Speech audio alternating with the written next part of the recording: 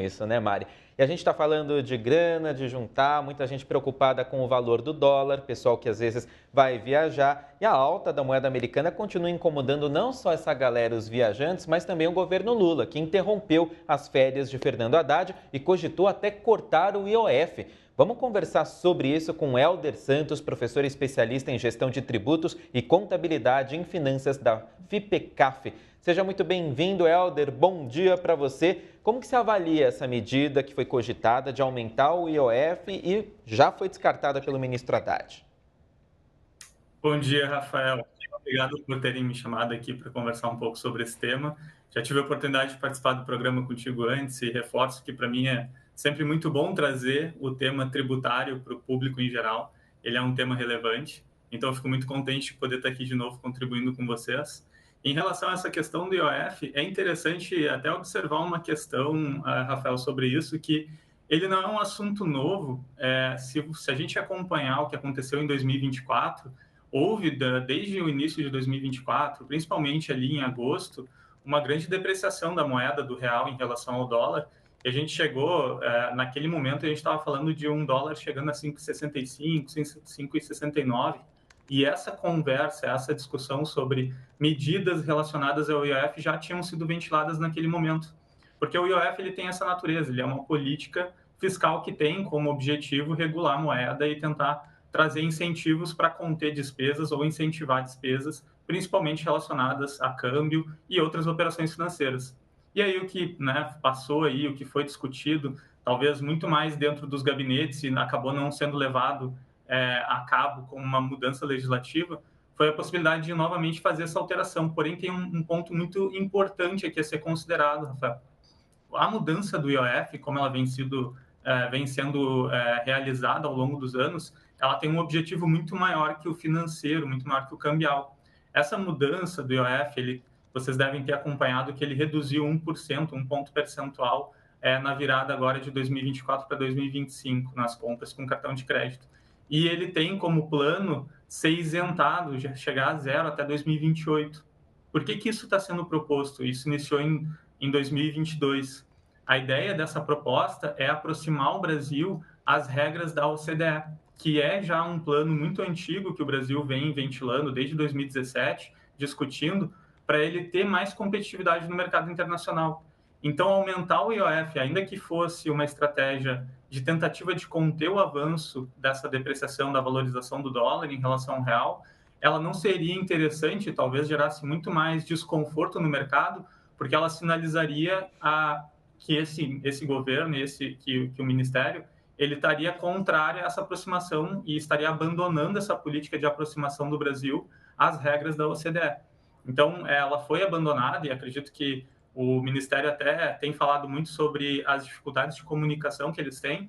Talvez tenha sido algo que escapou em alguma conversa, mas esse é um assunto muito sensível. Se efetivamente o governo falasse hoje de uma mudança no IOF, a gente poderia estar dizendo que o Brasil está se postergando ou até abandonando o plano de se aproximar das regras da OCDE e se tornar um país mais competitivo para atrair investimentos internacionais. E pegando um pouquinho esse gancho, inclusive, até para falar, como você falou, é importante a gente contar mais a questão tributária, falar em geral aqui para todo mundo.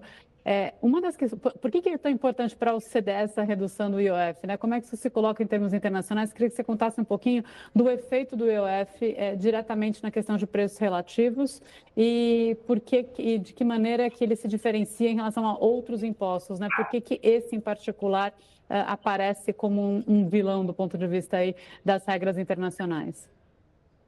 Perfeito. Ele é um imposto bastante característico do Brasil, né? Inclusive, nós temos ele e como a gente está falando, né, diferente de todos os países membros da OCDE, não existe essa punição pela troca da moeda por outra moeda estrangeira.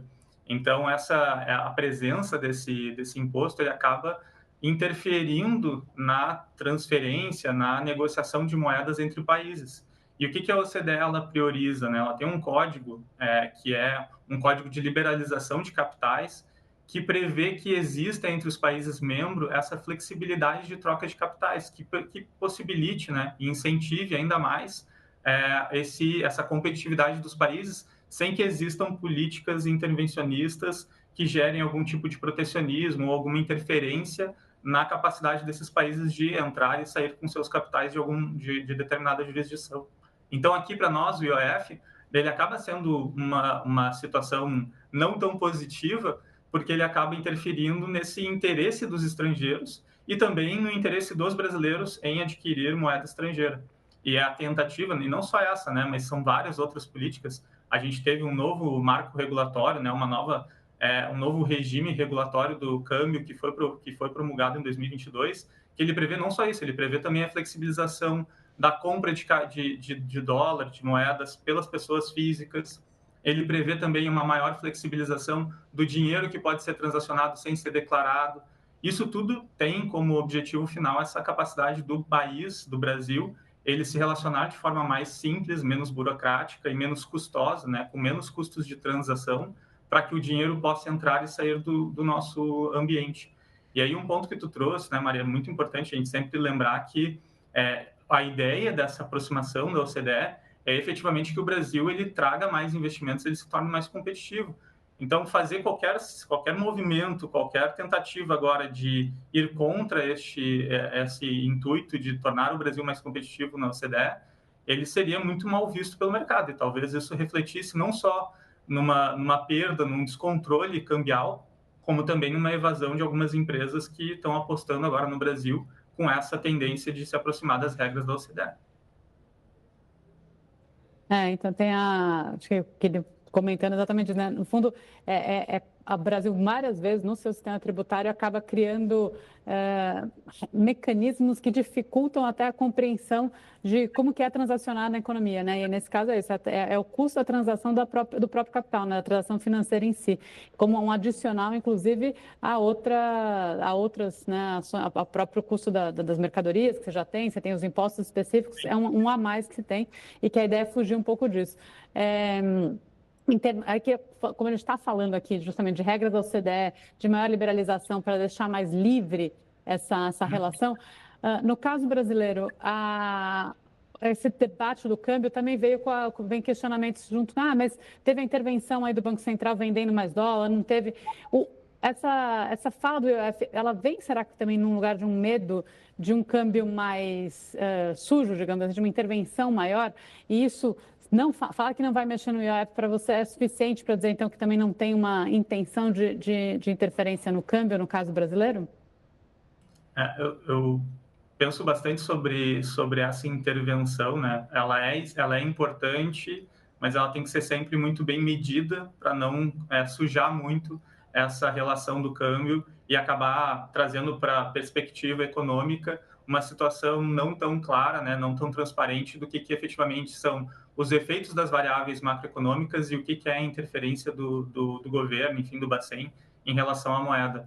Mas o que eu observo, né, Maria, em relação a essa proposta do IOF, essa discussão, é que o governo, ele até, inclusive, foi uma das falas do ministro, né, no início da semana, que ele entende que ele não precisa fazer nada, porque o dólar estaria se acomodando, né? Ele está chegando de forma normal, ele vai chegar no ponto em que seria o ideal, ou pelo menos aquilo que seria algo que nós podemos comportar e aceitar dentro do nosso modelo macroeconômico. Mas o que me preocupa, né, em relação a esse tema é que essa espera, né, desse cafuné aí da mão invisível para a gente conseguir acomodar o dólar, ela pode significar não só uma falta de atenção do governo em relação ao que vem acontecendo no mundo, mas também uma sequela que possa ser muito pior nos próximos meses em relação a esse tema. Por exemplo, essa questão do dólar, como eu comentei, ela é uma questão que ela existe desde o início de 2024. A gente iniciou o ano com o dólar abaixo de R$5 e a gente finaliza o ano com o dólar acima de R$6. E isso foi algo que veio acontecendo ao longo do ano e, principalmente, acho que é consenso entre os economistas, que essa desvalorização ela está relacionada com a falta de confiança em relação ao pacote fiscal, ao arcabouço fiscal, a austeridade do governo em relação aos gastos e a capacidade de equilibrar as contas públicas. Então, esse dólar, na verdade, ele não é um efeito de algo que vem dos últimos meses, algo que aconteceu recentemente. Ele é, na verdade, um sintoma de algo que já está sendo o ano inteiro discutido e o governo não traz isso, ele não se posiciona em relação a essa situação, ele não traz o que o mercado está pedindo, que é um pacote, uma medida que dê mais tranquilidade, mais confiança para o mercado, para eles entender que o governo vai conseguir equilibrar essas contas públicas. Então, o que eu percebo, tá, em relação a essa situação, né, de ventilar a IOF e depois dizer que não, essa comunicação, que é uma comunicação que, de novo, né, o próprio ministro comentou que é uma comunicação que está sendo muito difícil, ter misturado alguns temas com o anúncio do pacote fiscal, isso tem sido um problema que está causando uma perda de confiança muito recorrente e muito constante dentro do governo e está gerando esse cenário de desvalorização da nossa economia, desvalorização do real, e que o dólar, nesse caso, na verdade, é mais ou menos um sintoma de tudo isso. E essa falta de atenção, essa falta de cuidado, né? O governo ele não olha para isso como, olha, se isso está acontecendo, então talvez a gente deva agir de outra forma. Na verdade, ele está tentando conter o sintoma e ele não está agindo na causa da doença. E a minha preocupação, então, seria o fato de que essa doença ela pode avançar e talvez chegue em alguma situação muito mais grave nos próximos meses e traga aí para a nossa economia um pesar muito, muito maior do que a gente está tendo de um dólar de 6,18, 6,19. Maravilha, muito obrigado, Helder Santos, da FIPECAF. Excelente dia para você, viu? Obrigado, excelente dia para você.